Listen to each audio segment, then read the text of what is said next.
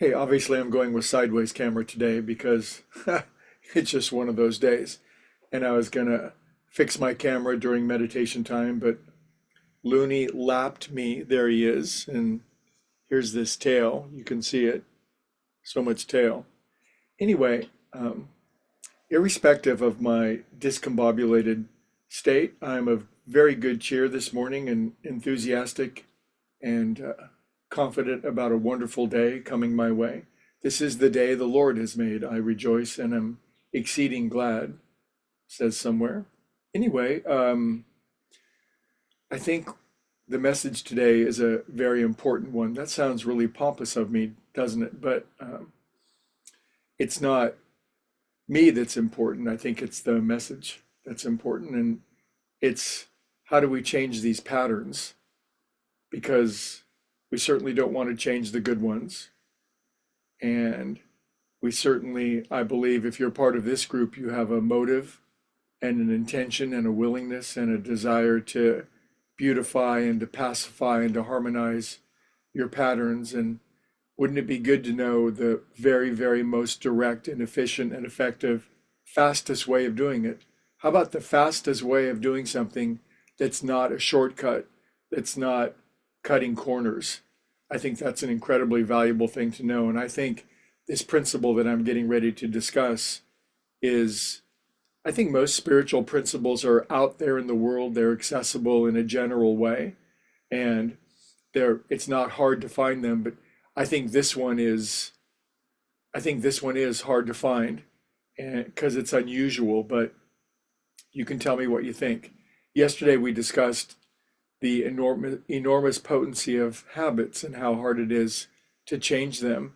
And there's a reason for that. They give us a stable, coherent reality. And I believe that's why when we're kids, up until 7 years old, habits come so easily to us because the world of a child up to 7 years old, without some habits, without some boundaries, and without some structure, would be unsurvivable. So it's a wonderful evolutionary tool that habits are given to us so easily when we're a kid.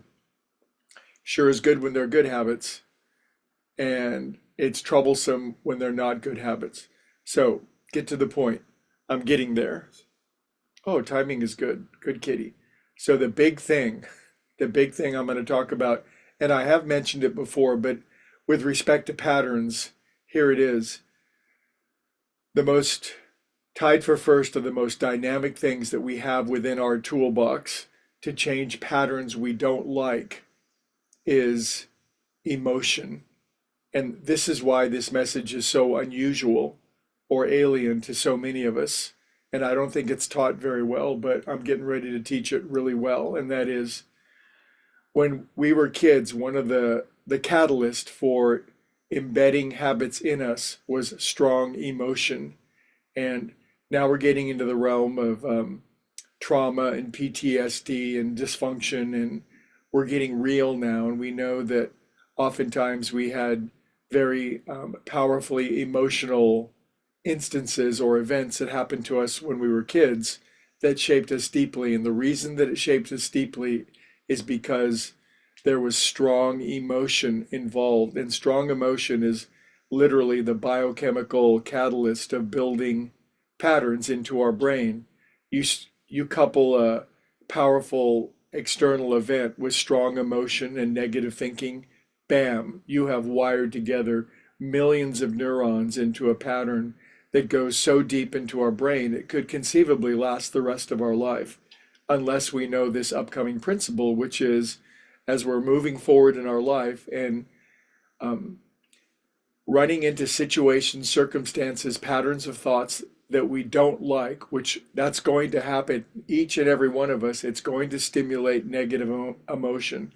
The problem in the world is that most people, most of the time, use negative emotion to build their bad habits deeper into their brain. This is how they do it.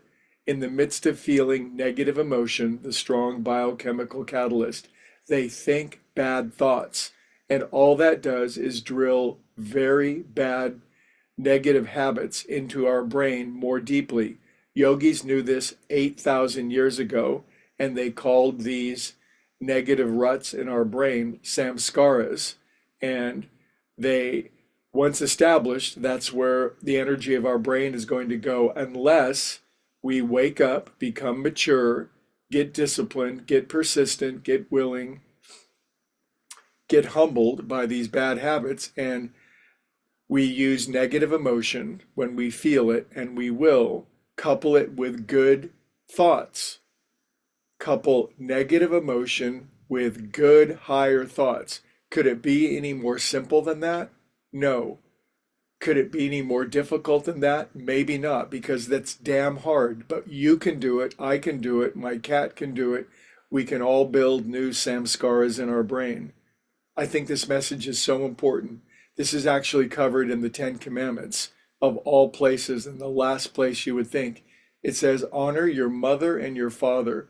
Well, obviously, but honoring your mother and your father at the deeper metaphysical level means honoring your mother, your emotional life, honoring your father, your thought life, and using those qualities beneficially.